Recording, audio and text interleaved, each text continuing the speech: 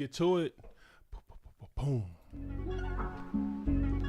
I hear you talking opinions, but where your facts at? I think it's time that we pull up and do a fact check. Wrong again, we calling you to the circle. I'm tired of hearing the bull. I'm questioning your discernment, Like how you question the people that's really earned it, the people that's really working. Type of stuff for the circus. Only move with a purpose. Yo, welcome to the Byward Right podcast. I'm your host, Ronald Robinson. I have my co-host with me. What's going on, Kyle Drayton here? What's going on, everybody? What's up with you, man? We was on a bye week last week. Yeah, I don't know exactly if anybody missed us, but we were not here last week. I know we have. You know what, man? I kind of missed the show. I'm excited about this show. We have 2 weeks of data to go over. A lot of good sports stories to talk about. You have anything you want to kind of touch on real quick before we get into it? Well, shout out to my Eagles. We're 5-0. Eagles, man. Eagles Nation. Eagles are 5-0. Shout out to y'all. You know what? Shout out to Hurts. Himothy. Yeah, Eagles looking really good. Hurts not playing as well as he played last year. He's not running the ball as much as he did last year, which is kind of surprising because that was kind of, I won't say it's his bread and butter, but like he was kind of leaning on that. But I mean, he's getting, I think it's more of a wide, versatile offense now where he doesn't have to do a lot of the work. He's got what's his name, Swift. He got Swift out there running. He's running like 100 yards a game. I don't think he did last week, but regardless of that, AJ Brown, Smith. I mean, you got everybody. Then you got the defense going crazy. So yeah, shout out to the Eagles. Shout out to y'all. And the thing about it is, Hurts doesn't have to do everything. Like you said, they're a well-rounded, well-balanced actual team. And Hurts can just kind of reserve himself and not put himself to that much risk. Because there is a lot of risk associated with him getting out of the pocket and making plays with his leg. He can do it, and I don't think there's any question if he needs to do it, can he go ahead and still do it? He just doesn't have to right now. Shout out to that O-line. Yeah, the O-line looks strong. What else? The better part of the Kelseys. Hey, speaking of Kelsey, what you think about this Taylor Swift fever that's kind of sweeping the NFL right now? I know. I feel like they've been dragging a little bit. I mean, it was interesting when it first happened. It's like, oh, okay. It was kind of interesting. But now it's just kind of like, I don't know. I'm just kind of tired of it. Really? Yeah. I'm not really a fan of hers, so I don't listen to her music. But I'm sure she has a wide, a large fan base. So I know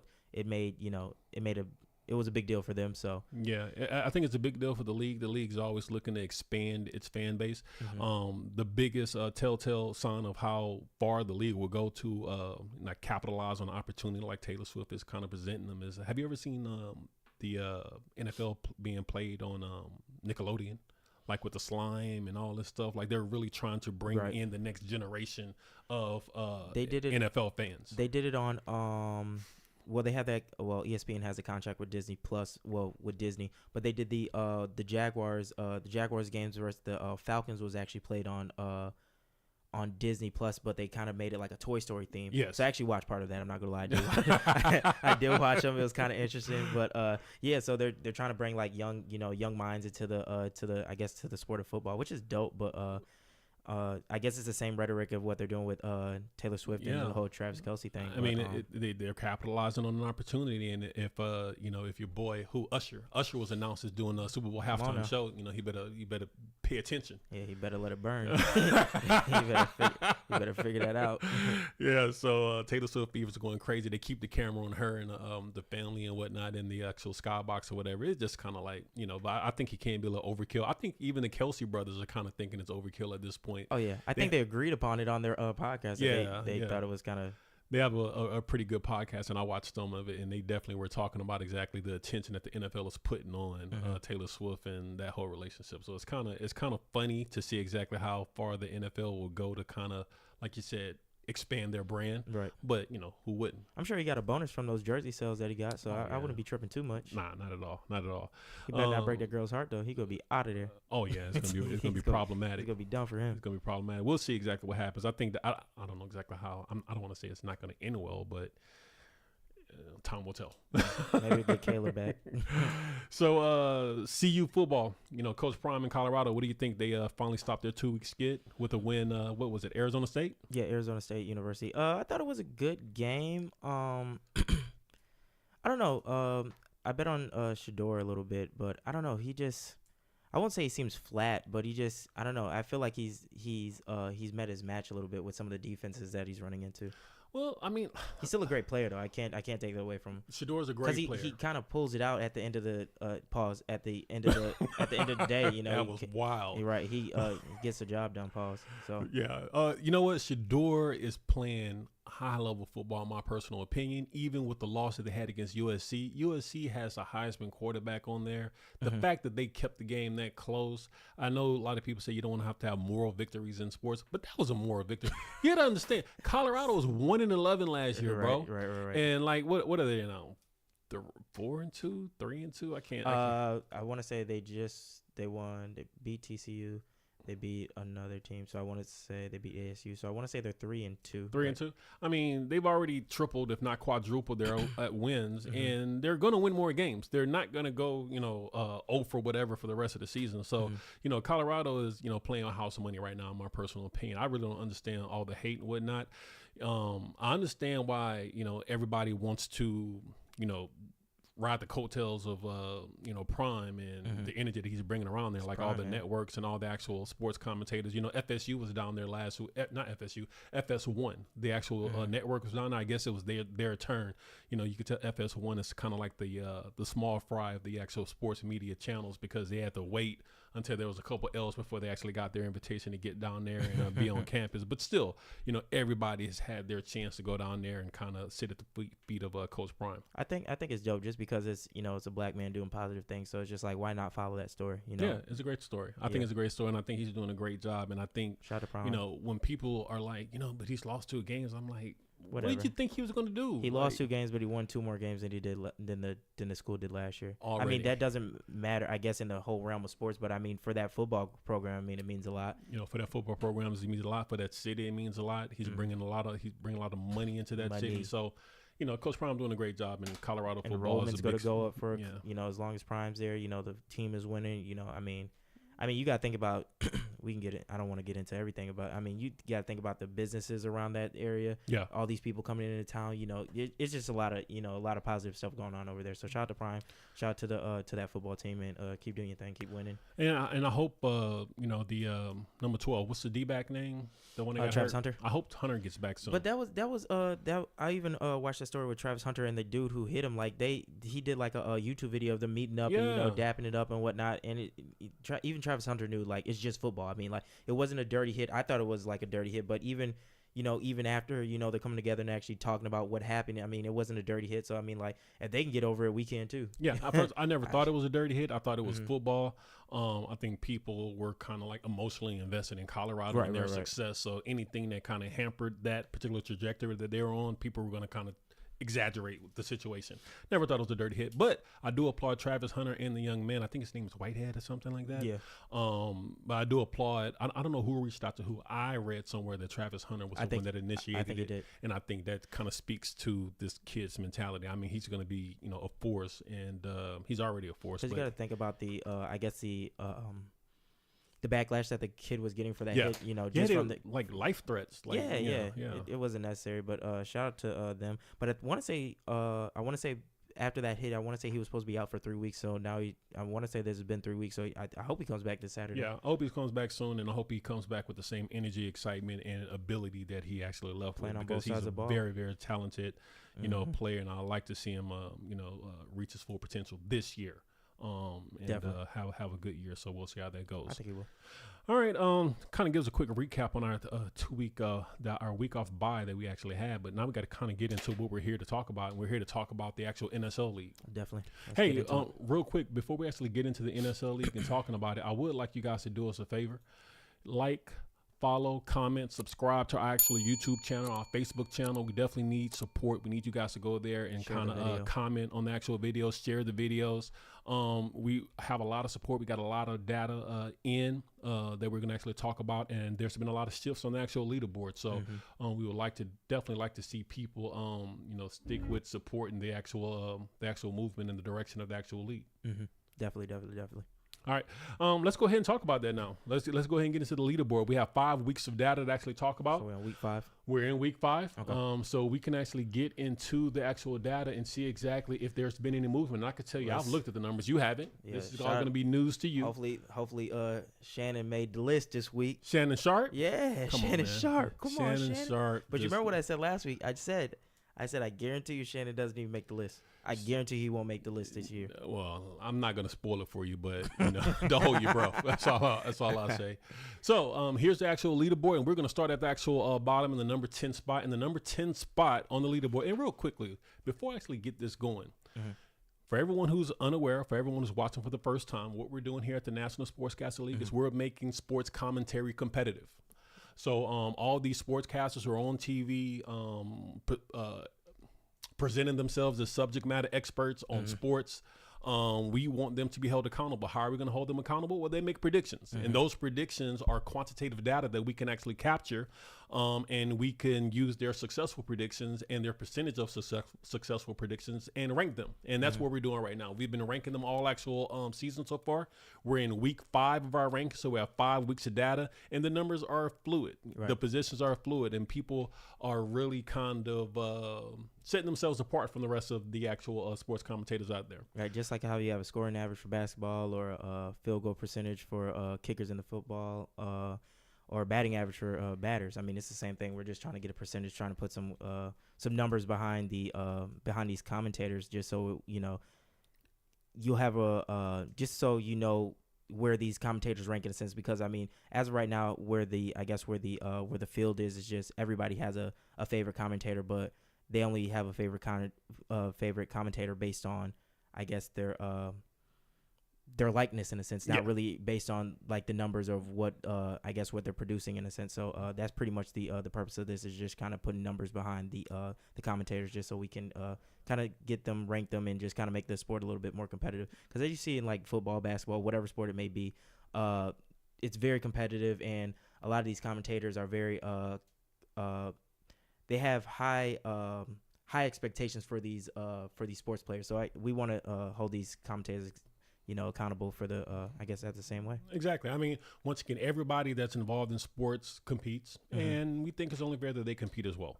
And not only is that, because we are capturing this data through the actual NSL app. The NSL app is currently available at the Apple store. You can download it to your actual phone, and you could use that app to capture predictions that you observe your favorite sports commentator making. And that's the National Sportscasters League app. National Sportscaster League app, currently available on the Apple store, and the actual Android version is rounding the corner. Hopefully we'll have that one. We're in beta testing on the Android version right now, and hopefully we'll have that one ready and launched within a couple of weeks. So all you Android users, y'all hang on. We are coming. We do want you guys to participate, and we will have the Android version for you guys shortly, okay? Definitely.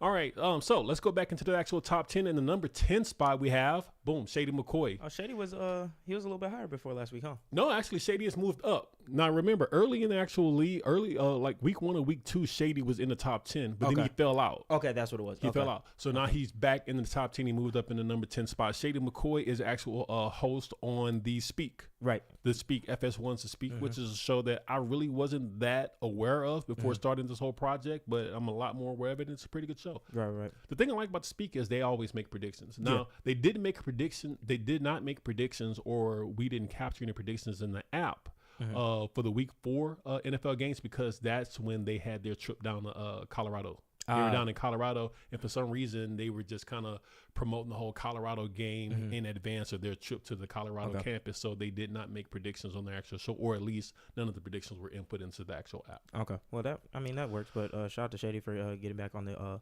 leaderboards. He's got, what is it? Is that 40 or 48? 48. Oh, yeah. Okay. Yeah, 48 predictions, 30 or 48. And once again, Shady McCoy, because once again, one thing that I'm actually curious to see exactly is how many actual players are making the top 10 versus how many journalists or people who have no history playing the sport are making actual top 10. Shady is a player. He played, I know he played at least for the Philadelphia Eagles.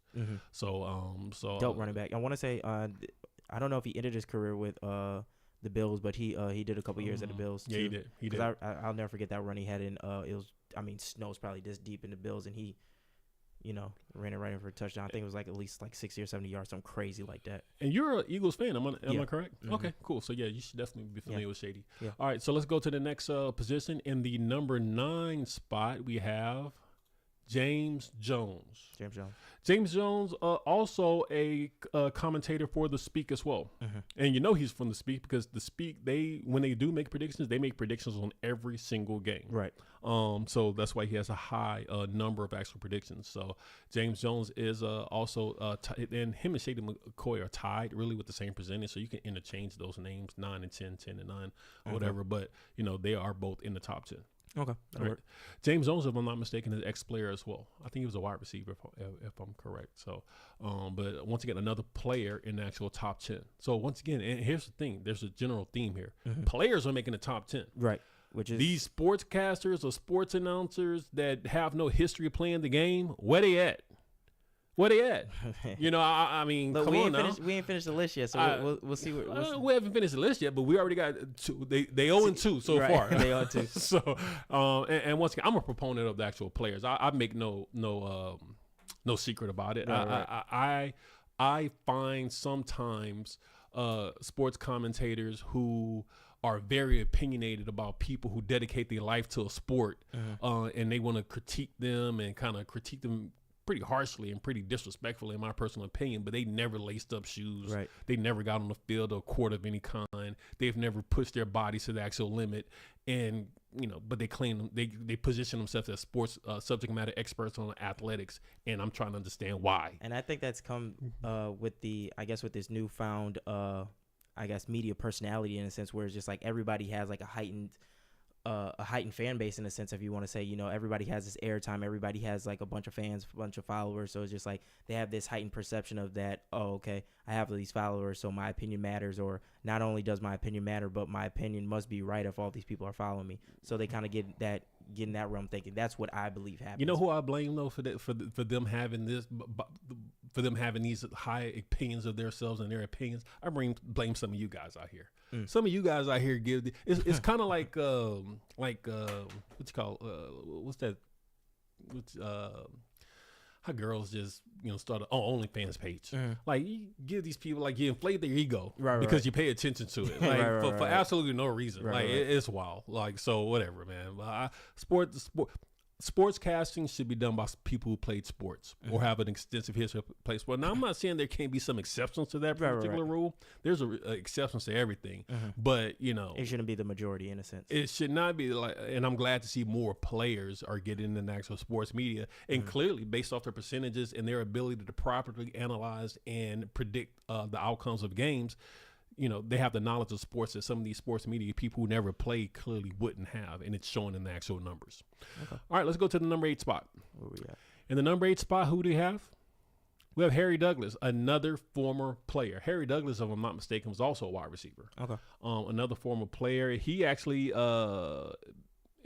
does sports commentary on First Take and ESPN, First Take, which is on ESPN. So, but he's on other shows as well. Like, one thing I'm noticing as we go deeper and deeper into this project, a lot of these sports commentators will be on one show, then they'll be on another show, then they'll be but all within the same network. So, so you'll see Harry Douglas on a number of different shows, but primarily I've observed him on First Take. I've seen that. I remember listening to Stephen A on a podcast, and he was saying, like, since he's a top, I want to say he's a top analyst on that network as of right now.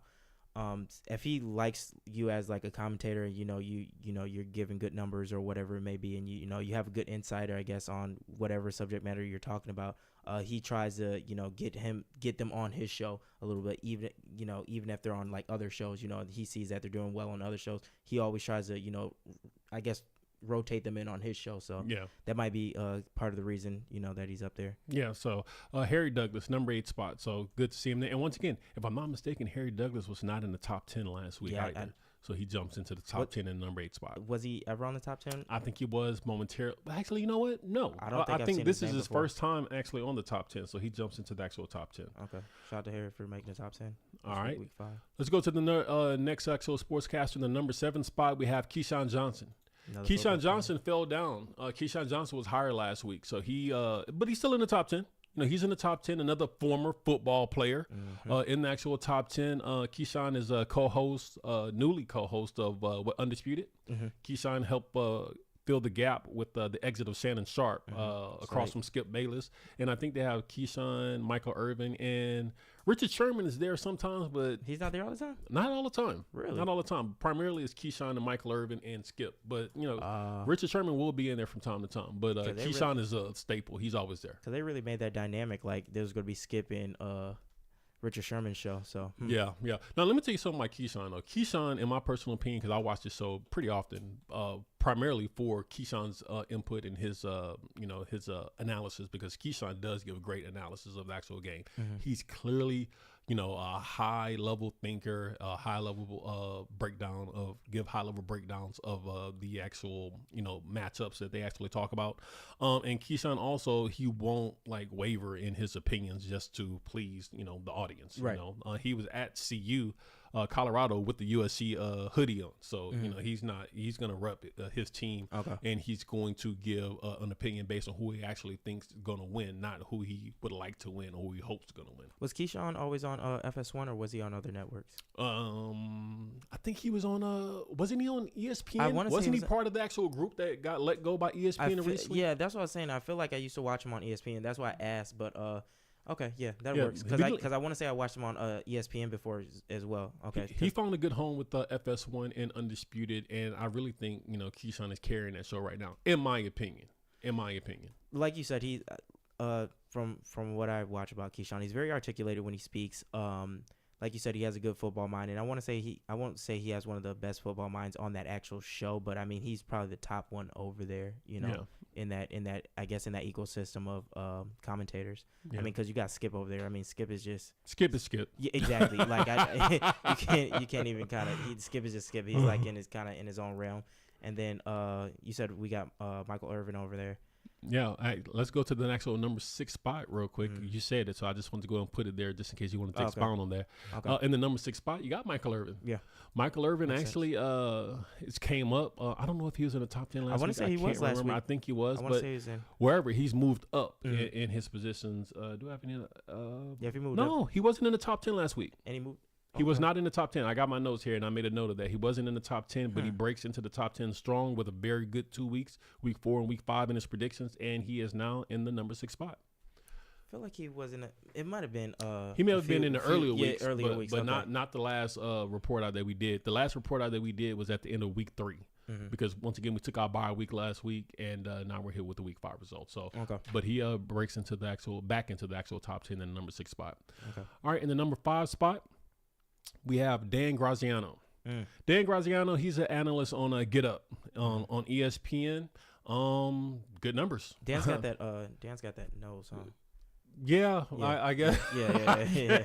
That's one way to describe him. Yeah, right. That's how I always remember. He has a very distinct nose. Yeah, but he breaks into the actual. I like him though. He breaks into the actual top 10 with strong number 69.23% success rate on his predictions, and he's at the number 5 spot. So Dan Graziano, part of the Get Up crew. All right, let's move forward to the next actual number 4 spot. We have, God dang it. Okay, so let's go ahead and do this again. Now, Stephen A. Smith is moving up. He was actually in the number 6 spot last week, last report out. Before we jump on Stephen, before we get to Stephen A., Dan Graziano, he didn't play any sports, correct? Not to my knowledge, no. And I'll have to do some research, but for the sake of this actual argument, we're going to go ahead and say we have 2 people who, some people say Stephen A. Smith plays sports. I don't think Stephen A. Smith would say he played sports at a high level, at least. I think he was on a college team. I don't know how much he played on there before blowing out his knee or his ankle, whatever he says he does when he makes excuses. That's why he has no real playing experience. But that's 2 people, 4 and 5, who are not former athletes. And not only are they in the top 10, but right now they're at the 2 highest positions that we've announced so far, 4 and 5. But you also got to realize with these, if you look at the numbers and you look at the amount of predictions, I mean, you got someone who's making 48 predictions with 30 right. And then at higher than them, you have, Stephen A. who has 12 predictions at 9 right. I mean, like, based on the numbers, yeah, it looks better. But, I mean, who's really has a I don't know. I mean, I don't want to take it that. So in order for people to actually even make this actual list, they have to average at least 2 predictions per week. So he meets the minimum requirement for the number of predictions, and he's doing it at a high clip. Now, he's 9-12, so he hasn't made 30 predictions like James Jones or Shady McCoy. But the thing about it is, each one of his matter more too, because if he misses one, he's really going to take a hit. Shady McCoy, James Jones, they make a lot of predictions. So if they miss 1 or 2, they're not going to drop that far. But if Stephen A. misses one, he could easily find himself knocked out of the actual top 10 list. But the thing about it is, Stephen A. Smith, and once again, I'm not the biggest Stephen A. Smith fan, but he's consistently marched his way higher and higher in this list, and now he finds himself at the number 4 spot. And like I said, I think Stephen A. Smith is very accomplished at what he actually does, but does he really know sports? It looks like the data is saying that he does, and that goes against everything I would have said before we started this actual project.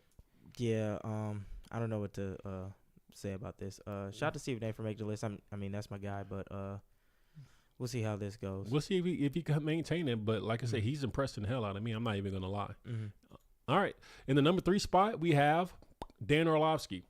Dan Orlovsky was a quarterback in the actual league. He was higher last report out. I think last report out he was in the number 2 spot. Actually, I know he was in the number 2 spot because the number 1 spot was held by Chris Broussard. So he was in the number 2 spot. He's dropped, but didn't drop far. He's still in the top 10 at the number 3 spot, Dan Orlovsky. Now, this is a former player, once again.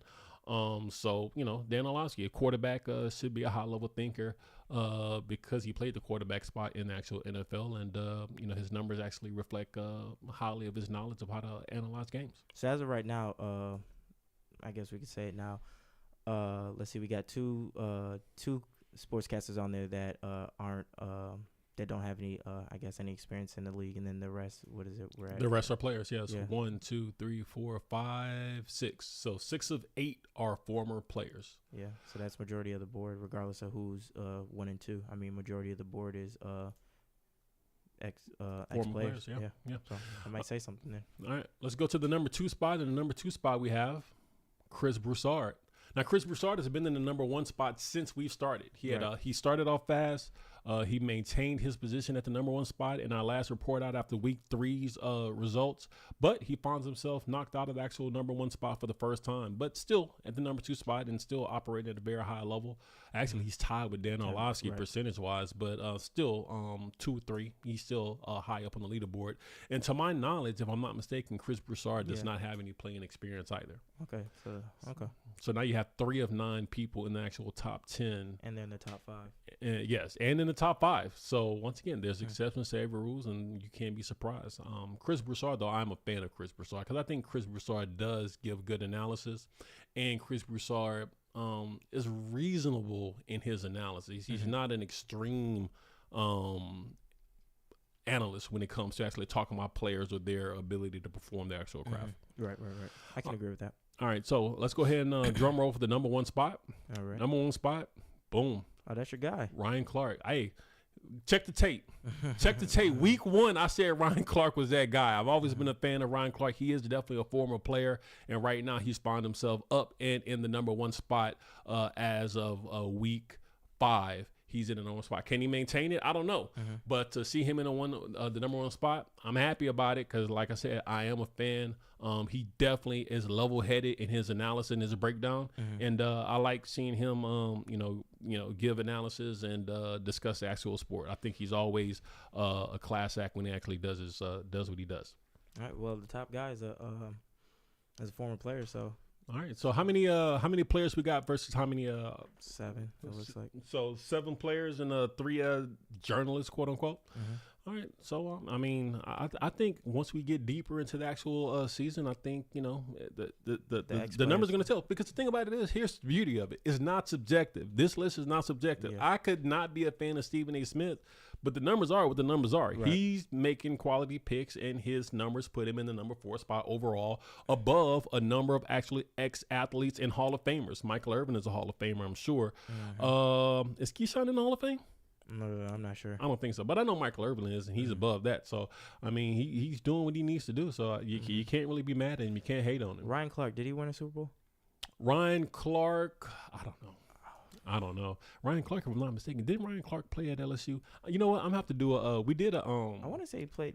I swear he played for. I don't want to be completely wrong, but I thought he might have played for New England, but I might be completely off base. Yeah, we'll find out. But Right. we definitely had a quality, a lot of movement in the top 5 this actual week or these last 2 weeks. Mm-hmm. But the numbers are, kind of telling until like the more data you get, the more data we record, the more data that you guys go into the app and put in while you're watching your favorite sports program is going to give us a champion at the end of the league. This is the first time sports commentating is being done competitively with quantitative data. And we thank you guys for going into the actual app and putting that information in the actual app. So a lot of good information from the actual top 10.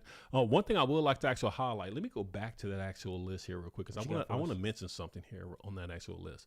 Did you notice something here? There's a couple things I noticed in my actual notes here. 2 of the 3 hosts of Undisputed are in the top 10. The one that's not in the top 10, Skip Bayless. Yeah, Once tough. again, Skip, come on, bro. Like, yeah, Skip, Shannon's not on there. Shannon's not Sharp's not on there, but Shannon Sharp, and we talked about this in the last show. Shannon Sharp is kind of positioning himself to be more like the TMZ, like a TMZ type of figure, not really,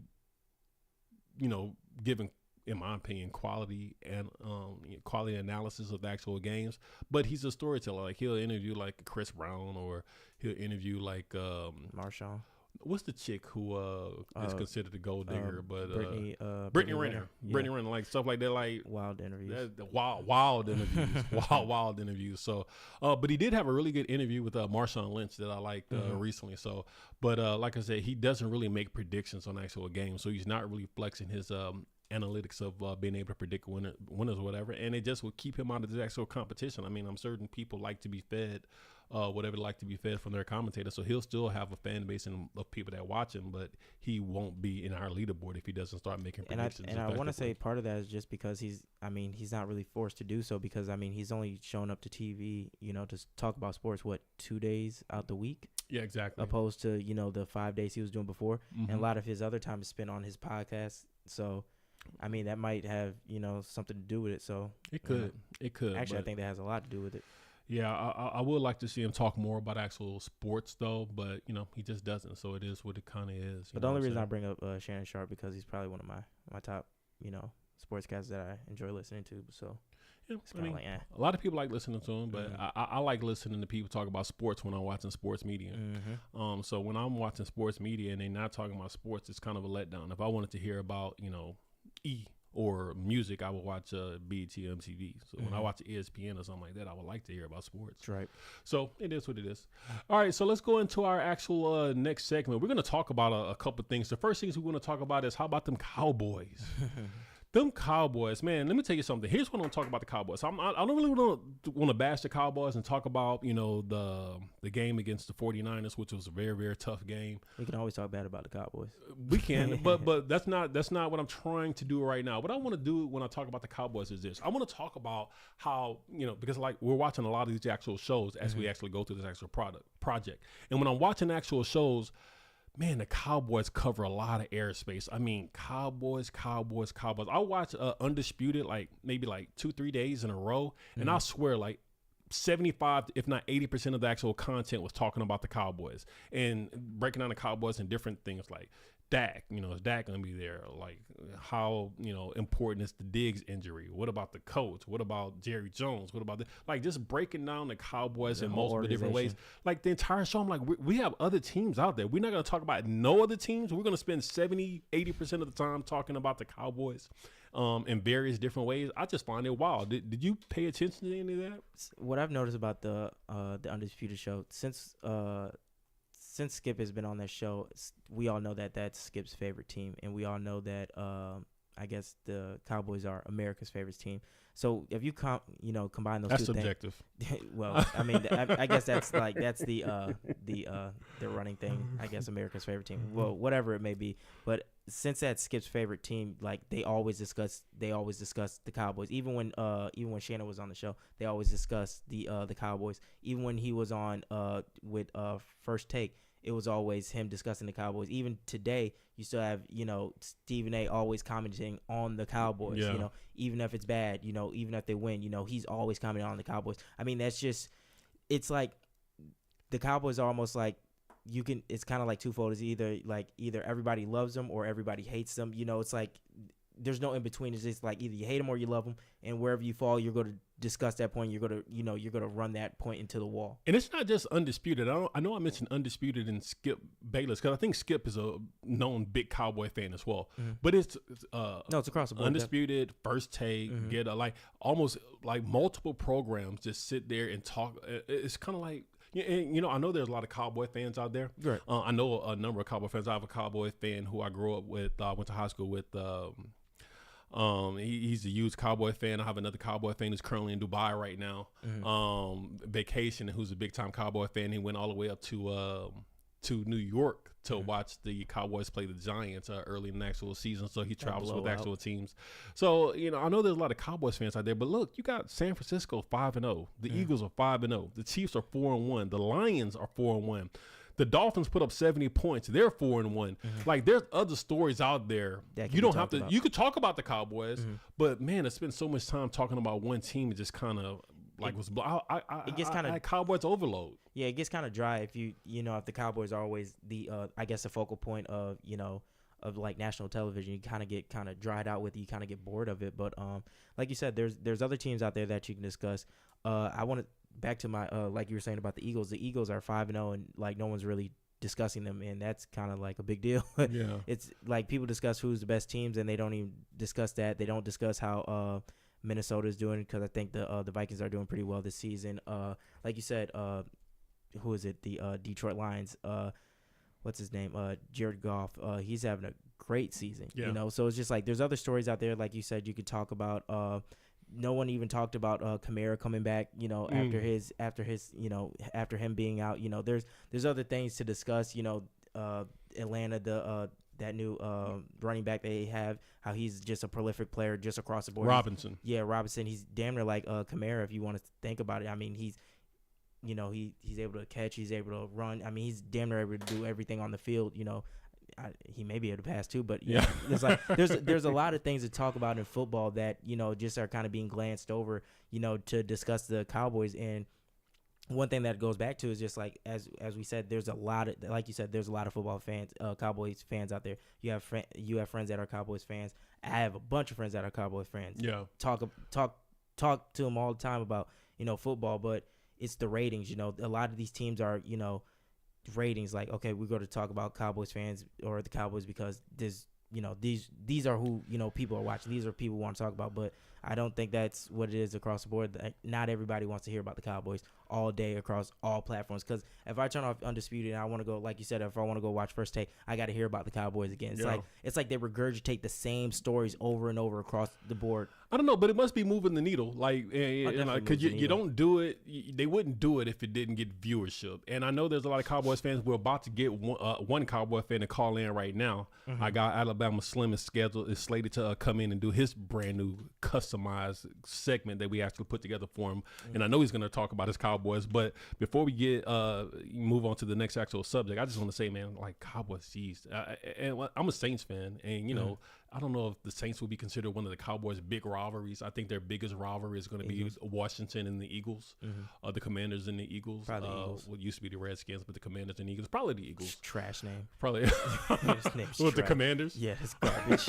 It's complete garbage. So probably the Eagles, but the Saints, it's no love lost there as well. So whatever. I mean, we'll see. We'll see what happens with the Cowboys. But and I definitely want to hear my guy talk about them. So we'll see what's going on there next. So let's move on to our next actual comment here.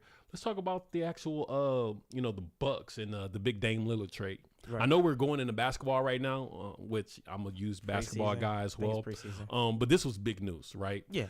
Dame making it to the actual Bucks, and the Bucks had to give up, a little bit to get Dame. But I think Drew Holiday is a great defensive presence, and Drew Holiday is gonna fit very well with the actual Celtics. But I like Dame Dame with matched up with Giannis, and the fact that Dame he's already a small market guy in Portland, so he a small market guy going to another small market, so it's not like he's expecting anything major or a huge market. When he leave Portland, he's going to another small market, but a small market that actually just won a championship recently and has a huge talent to play alongside Dame. So Dame, you really don't have any excuses. I mean, well, Dame could have went to Miami. I mean, they were right there in the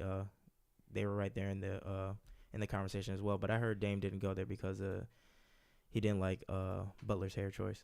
But you know what? I heard Butler put that hair in to show how depressed he was that he did not get Dame. He had to be depressed about something. But I mean, like, I like Dame being going to the Bucks. I think it's a dope move for him. But like, I think what we both realize from commentators is that, it's the same conversation that we hear every time someone makes a big move. Oh, this is the team to beat. Like, I hear it all the time. Like, this is the team to beat in the East. Like, he just got there. I mean, like, he probably doesn't even know where the bathroom is yet in the Bucks organization. But this is the team to beat. Like, he probably doesn't even know how to pronounce Giannis's last name, but there's a team to beat. It's just like little stuff like that. So I don't know. Let me tell you something. I would argue that the people that are saying that are people who really never played the game. Exactly. There's a lot more to just putting great talent together.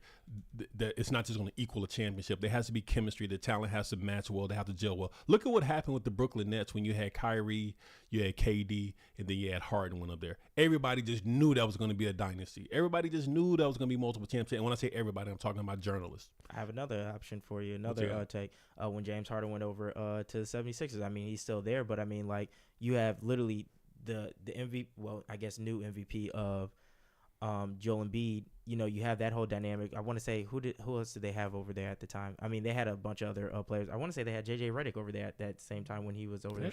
They had talent. I mean, they had talent over there, but it's just like it just didn't work out. Now you have KD over in Phoenix. In Phoenix, it seems like KD and James Harden are always in this conversation when it comes to, like, you have these teams that should be doing something but don't do anything. But yeah, you have them over there with Phoenix with CP3 and Booker. Now you got CP3 over with Golden State. With Golden State chasing that ring. Yeah, chasing a ring, and we know he's not going to do anything. I mean, he might be able to pass. He's not really going to. I mean, he might make a layup, but I mean, for all 13 minutes that he plays. But it's just like, I don't know how we get to the point where we say that just because Dame is on the Bucks that this is the team to beat. This is like this is going to be the the number one seed in the East. I mean, yeah, you got Giannis out there. You still have Middleton over there.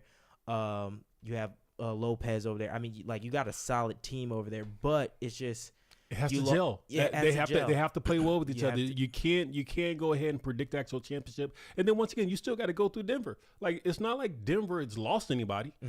Denver's still going to be there. So you got to go through Denver. You have to go through the Celtics. You have to go through the Heat. Like, especially the Celtics, because they just took your point guard. He knows everything about everybody on that team. Yeah.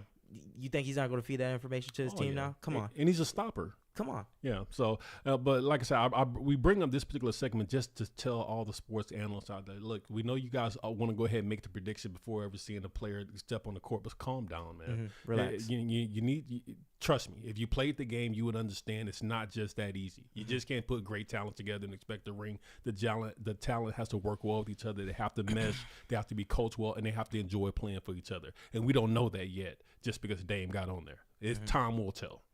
All right, let's go to the next actual segment here. Let's talk about what arguably could be considered as the dumbest play in of all time. Arguably. Now, if you didn't pay attention to what actually happened, the Miami Hurricanes, who were undefeated, going into this game, I think they were 4-0, 5-0. I don't know, and it hurts because my dad's from Miami. He's a huge Miami fan. Miami Dolphins. I don't know exactly. I think he's a Hurricane fan. Let me not say he's a Hurricane fan. I got a good college buddy of mine, a 3E representative. For those who know what that means, he's a big 3E guy. He's a huge Miami fan, and believe it or not, the defensive coordinator for the actual Hurricanes actually played. He went to the same high school that I went. He graduated a couple of years before me. But he played football, and he's a great defensive mind. I'm going to say his name, Lance Guidry. Has the Miami Hurricanes ranked nationally, last time I checked, as a number 9 defense nationally with a great run stopping defense, and he's been doing a great job coaching defenses since he's been in the defensive ranks and kind of worked his way through. He was at Marshall at the Herd last season, I think, and now he's a decent defensive coordinator with the Hurricanes and doing a great job there as well. Has that defense ranked highly, number 9 nationally, as a number 9 nationally ranked defense, and doing a great job. And the coach, Mario Cristobal, what did he do? He decided that with the game one, instead of taking a knee, how much time was left? Wasn't it like 35 seconds? 33 seconds, and the other team had no timeouts. Okay, All 33 right. seconds. 33 seconds, no timeouts. And I think it was third down. All he had to do was take a knee. They call it victory formation for a reason, because you've already won the game. All you have to do is just accept your trophy. Right. What did he do? No. He runs the ball.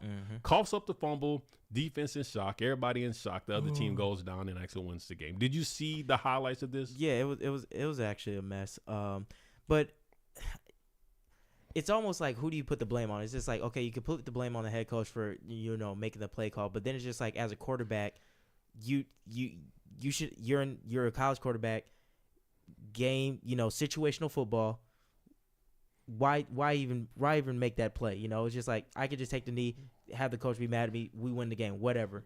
But it's just like, okay, so you go down, you fumble the ball, they get the ball back. I can't even blame the defense, the Hurricanes defense, for giving up the big play, the big touchdown pass play, because they shouldn't have been in that position. No, absolutely not. You know what I'm saying? Listen, you're trying to bless this coach. You can't bless the guy. Has a 71-68 record overall, which is not even the best record. He's making $10.5 million per year as a coach for the Hurricanes. Someone's losing their job. I don't know if he's going to lose his job. He He's should. It's a fireable offense. It's without question a fireable offense. Take the knee and get the W. Look, I don't want nobody to lose their job, but I mean, like, he needs to be reprimanded for sure. Like, like a incentive cut or something. I don't know. I don't know. Something needs to happen. He might need to run some laps or something. I don't know. Something needs to happen. You mentioned earlier that Shannon Sharp had a good interview with Marshawn Lynch earlier. Yes. And I watched that interview, and one thing that and they talked about the play where Pete Carroll did not want to give Marshawn Lynch the ball on the goal line to win a Super Bowl. A back-to-back Super Bowl. A back-to-back Super Bowl. Why didn't he want to do that? I have my opinion on it. Do you have an opinion? I don't know. That would just be guessing, but I have an opinion on it. I personally think that you didn't want the microphone to have to go in front of Marshawn Lynch and say, Marshawn Lynch, what are you doing? He was like the polarizing figure for like that year and a half. Like, Marshawn was like on everything beast mode. He's the whole time in the end zone, like he was. Why I'm here. Yeah, exactly. But he wasn't really microphone friendly at the time, and I guess Pete Carroll. I don't know if it had to be Pete Carroll's call. Pete Carroll didn't want him to be the person to ask, "Are you going to Disneyland?" He wanted it to be Russell Wilson. The team was never the same after that. So instead of just handing the ball off to a guy who's already been pummeling the actual defensive line and getting 1 yard and getting another Super Bowl ring, which would have been 2 Super Bowl rings back to back, leading that team into what potentially could have been a dynasty. They decided to make the slant pass. I thought that would be the dumbest football play of all time. Right. I thought it would be, but Mario Cristobal decided to say, "Hey, hold my beer." Yeah.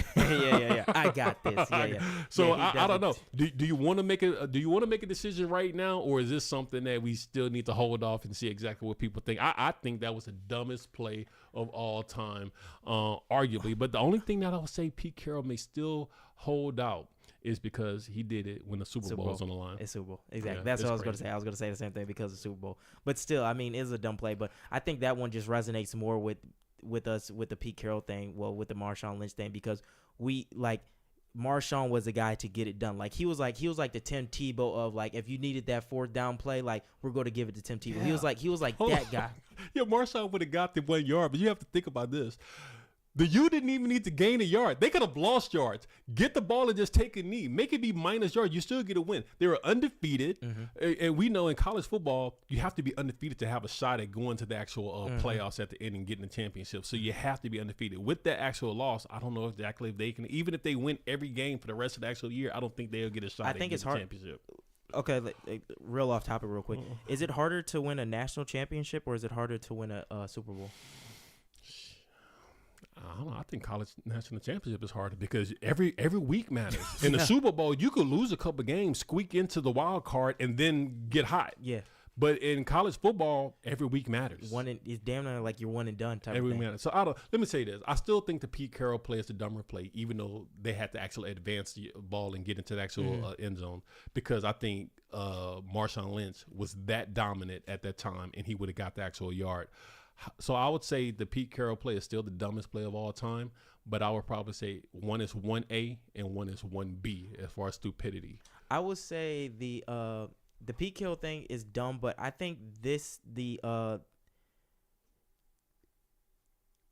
I would say the hurricane plane is actually dumber just because of the simple fact of like you had the win, right? You already know you have the win. All you have to, like, if you call this play, it's not even like you have to, like you said, you have to gain a yard, you have to get a first down. It's nothing like this. All you have to do is take a knee. Yeah. With the Pete Carroll thing, I want to say, wasn't that the touchdown to go ahead? Wasn't that like a go ahead touchdown in that Super Bowl? They were down, but they would have won, I think, by 3 points. So it would have put them on top with pretty much no time on exactly. the clock. So they still need to do something to win the game, Yes, right? yes. So that's why I say this might be a little bit dumber because there's nothing that they had to do to win the game. Yeah. So I think this might be dumber, the dumbest play call of all time. Yeah. But the Pete Carroll still holds a special place in my heart for that for that BS that they did because that was wild. Yeah. So let's go ahead and move on to our next segment here. I need to see. We're going to go ahead and get the next segment lined up here real quick. But yeah, that play right there just kind of blew my mind, whatever. But we'll see what happens here with the Mario Cristobal. I don't think he'll be reprimanded, but I think they have a great defensive coordinator in Lance Guidry, and Lance Guidry could definitely just move into that spot. If given an opportunity. So we'll see exactly if he's going to be given a chance. And shout out to Russell for calling Marshawn on private because that was actually the weirdest thing ever. Oh, wow. Yeah, you heard about that, right? Yeah, that was weird. We heard about that. We're trying to get a Super Bowl together. Our special segment host to call in real quick. He should be calling in a moment. In the meantime, let's see. Here we go. 407. Hey, what's going on, brother? You there? Hey, what's going on? Hold on one minute. Let me get your graphic queued up here, and then we'll get you introduced. Okay, stand by for me 1 second. All right, so we have Alabama Slim on the line. Alabama has been a great support system for the actual podcast. What's going on, Slim? He's been such a great support system that he has pushed his way into getting his very own segment here. Alabama Slim, what's up, man? You hear me? Can you talk? Introduce yourself to the people. By what right? What's up, guys? What's up? What's going on with you, man? Hey, I know you've how been y'all watching. doing? I know you've been watching. So this is your segment, man. You could talk about something we've already talked about. I would love to hear your idea on the actual coverage that the Cowboys get, as well as the whole Dame Lillard thing, because I know you're a baller and I know you know the game better than most. What you want to talk about, man? It's up to you. Go ahead. First and foremost, man, appreciate it. Man, let's take us back to Sunday, man. All right, what you got? Again, I'm here. It's been the talk of the week. It's America's team. It's America's team. Mm-hmm. I got my shades on. I'm drinking my ice cold beer. And, man, here we are today. Man, what happened? Dak. All I can hear is Cooper Rush. $50 million next year. I don't think so. Cinderella, 12 o'clock. The slipper. Tony Pollard, 4 years. 4 years, Tony Pollard never fumbled. Hey, the biggest game of his career, he fumbles. Real quick, before you go too far into it, I mean, isn't the 49ers a lot better, like, on paper, and didn't they look better going into the game than the Cowboys? I mean, I know the Cowboys had a chance of winning. I'm not saying they didn't have a chance of winning, and anything can happen on any given Sunday. This is America. The 49ers looked good going into that game. Yeah. We don't want to hear that. This is America's team. Wasn't it always like Dak? I think for the past few weeks, Dak has always been the biggest question about the Cowboys. It's like everybody else has kind of been doing their part. The defense for sure has been doing their part, I guess. It was a big game. It was a big stage for Dak. Mm-hmm. It was a big game, big stage for Dak, and Dak was Dak. The expectations of Dak are pretty big, man. Dak is like a game manager. Go ahead. No. Is he a game manager? I thought Dak just got a huge contract. He's a game manager, man. Mm-hmm. He's a game manager. We putting Peyton Manning type of expectations on him to be a pocket passer. I see what you're saying. And he's not that. They traded away Amari Cooper, lost Dalton Schultz, who's making down there in Houston, making C.J. Stroud look like an all-star right now. He's a safety blanket. Yeah. You know, Amari Cooper was another safety blanket they got rid of. Mm-hmm. So that basically, you know, he's trying to depend on CeeDee Lamb. We remember him in Oklahoma. They don't even pass the CeeDee anymore. They don't even pass the CeeDee. That's a crazy part about it. Like, they don't target him enough. But I totally agree with you. And when we do target him, it's like he wants to have the dropsies. What do you think? This is America's team, though, man. This is America's team, and nothing should surprise us. This is just, to me, it's just full of drama. Mm-hmm. You know, back to what you're saying about they're getting we get total coverage, and it's like when we get on the big stage, it's like we can't live up to the hype, man. I hate to say it. This is America's team. We'll see. Any given Sunday, they can come back this week and surprise us, have a big game, and then everybody be talking the same thing. How about them Cowboys? In your opinion, what do you think the Cowboys need to do to kind of turn it around? I mean, it's still early in the season, so what do you think they should do to turn it around? You got to go back to the basics, man. You got to run the ball. Okay. You got to run the ball.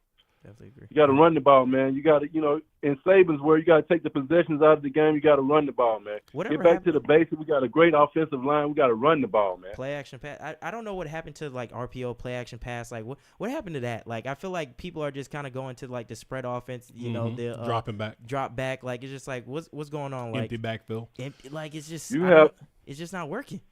Because you got to have a quarterback that can mentally process things in right now 2 seconds. Let me ask you. You got to have a quarterback that can mentally process that in 2 seconds, man. Let me ask you a question, Slim. Serious question real quick. I want to get your opinion on this. Is Dak Prescott still the quarterback for the Dallas Cowboys at the end of the season? Starting next season, rather. He's due for $50 million, man. That's a good business question. Yeah. He's due $50 million. I mean, they got Trey Lance. I just don't see Jerry Jones. We see how he played. I just don't see Dak being there next year unless he restructures his contract. That's the only way. All right, we'll see. Give me another topic. What else you got outside of your Cowboys? You know, we said we was going to come back and visit your boy Joe Burrow. Okay. Joe Burrow, man. I got it. You know, I was wrong. Let me admit that to America. America, you're listening? I was wrong.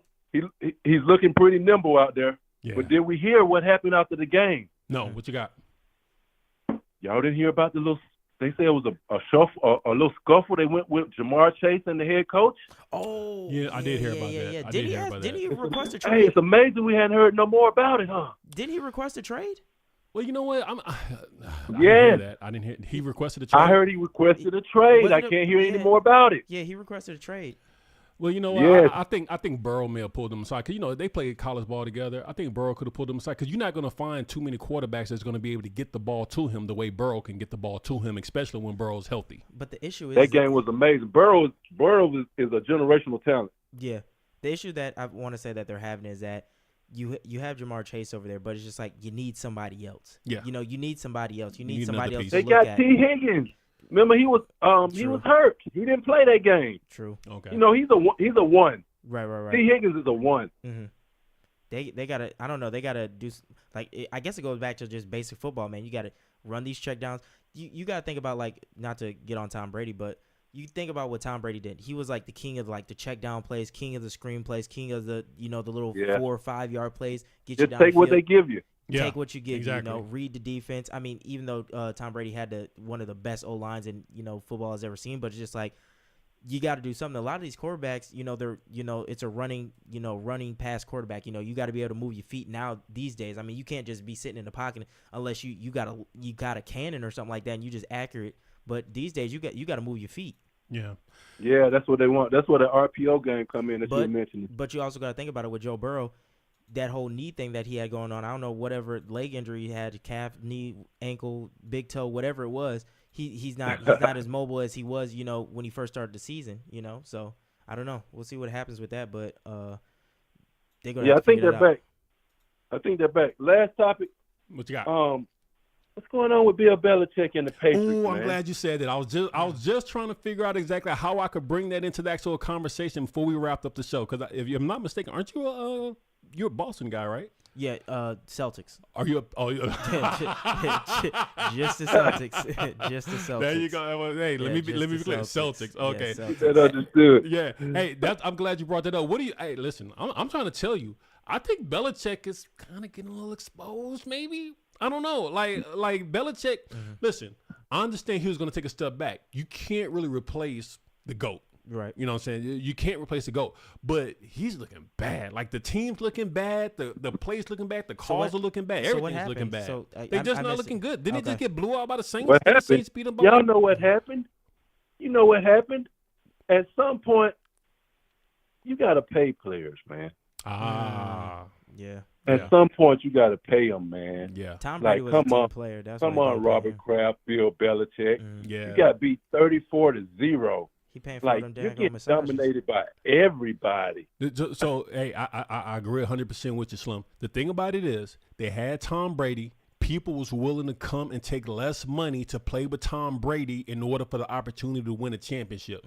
Now you don't have Tom Brady. You got to pay these boys. But you're still trying to win without paying people. It's not happening. And it ain't gonna work. It ain't happening. And they need to open up their purse strings and get some talent there and pay for talent. And it goes against everything they've done in the past.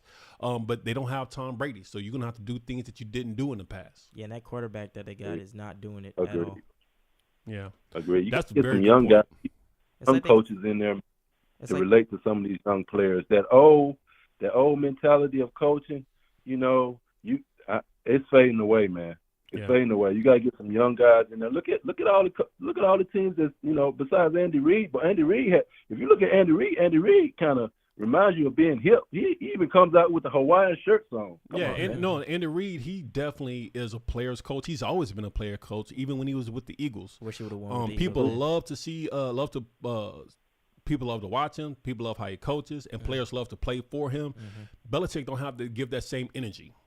But people tolerated Belichick for the rings. But if you're not giving me rings, and if you don't have a generational talent like Tom Brady behind center, that's going to get me the ball in open space and allow me to get my bonuses and stuff like that, it ain't going to fly. You take that cutoff sweatshirt out of here, bucko. We're not putting up with that. Yeah. Winning helps a lot, too. Hey, man, I really appreciate you calling in. We're going to go ahead and open up the phone lines real quick for are you going to come back next week? I'm waiting on you guys, man. Hey, Just man, remember what Mike Tyson said. Everybody has a plan until they get hit in the mouth. Cowboy. Belichick better figure it out. Guys. All right, man. Good talking to you, brother. Appreciate it, Slim. Hey, phone lines are still open. If anyone is watching and would like to actually call in, please give us a call on the phone lines. We'll leave the phone lines open for a couple of minutes before we shut it down and move into closing. But we're definitely going to leave the phone lines open. I think that was a good point that he made about Belichick and them not wanting to pay people. You got to open up the actual purse strings if you want to get these players now, and they need talent. They need a lot of talent, and they're trying to get the talent at the bargain basement price, and it's not really going to fly. Because Tom Brady was literally the best player on that team, and he was willing to take a pay cut so he could get those players around him. Exactly. Like Tom Brady knew how to win. Like, it's just like, okay, I know I can get money. I know I'd rather have rings. I know, I'm already getting, let's say I get like 15 or 12 million this year, whatever it is.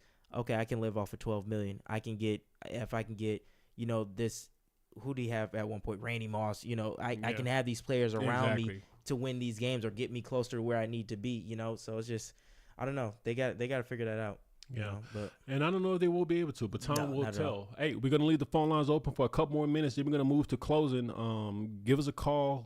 Talk about any segment that we've talked about tonight, or any idea or sports story that you would like to talk about yourself. The phone lines are open, and we do welcome anyone to actual call. While we're waiting to see if anyone calls, do us a favor: like, comment, subscribe, follow our actual YouTube, comment on our actual content that we put out there. We would definitely appreciate it. It goes a long way into getting us in the actual algorithm and allowing us to kind of expand our actual reach for the actual show. Like, comment, subscribe.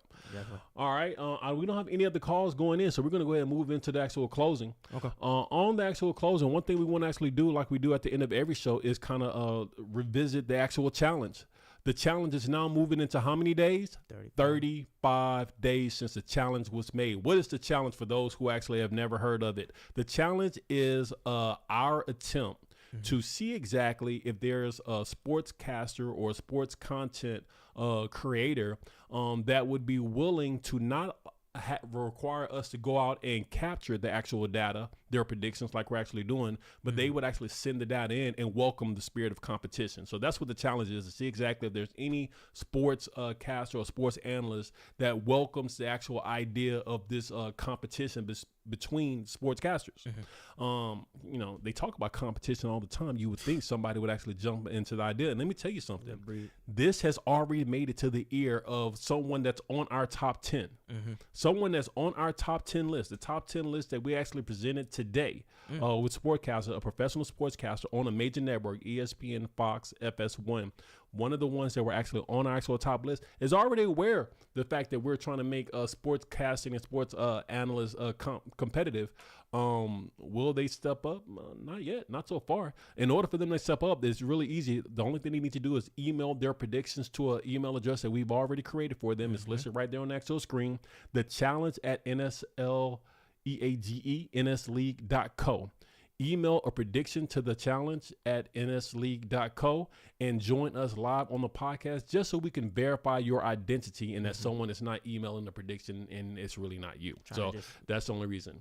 So if they do those two things, then they would have accepted the challenge and taken the first step into making sportscaster competition a real thing and a thing that's going to be moving forward in the future. Once again, when you think about it, I don't think you can really... You can't unsee it. Yeah. You know, the concept of the idea that sportscasters can compete. There is quantitative data that can be used to just not make them, you know, talk about being subject matter experts, but prove it and embrace competition. Since they talk about competition, their whole job is to talk about competition. Why wouldn't they embrace competition? I think it's a real big, it leaves sports incomplete for the people whose job it is to actually talk about sports on a 24/7 basis, to not be experiencing competition themselves. Right. So whether we are able to bring it to the forefront or whether someone else brings it to the forefront, it's just going to be a matter of time before it actually happens. Right. You can't put the toothpaste back in the tube. Exactly. And that's it, man. We've thank you guys for joining us. We had some good commentary, and we definitely look forward to seeing you in the actual next show. Yeah. I hear you talking opinions, but where your facts at? I think it's time that we pull up and do a fact check. Home again, we calling you to the circle. I'm tired of hearing the bull, I'm questioning your discernment, yeah. Like how you question the people that's really earned it, the people that's really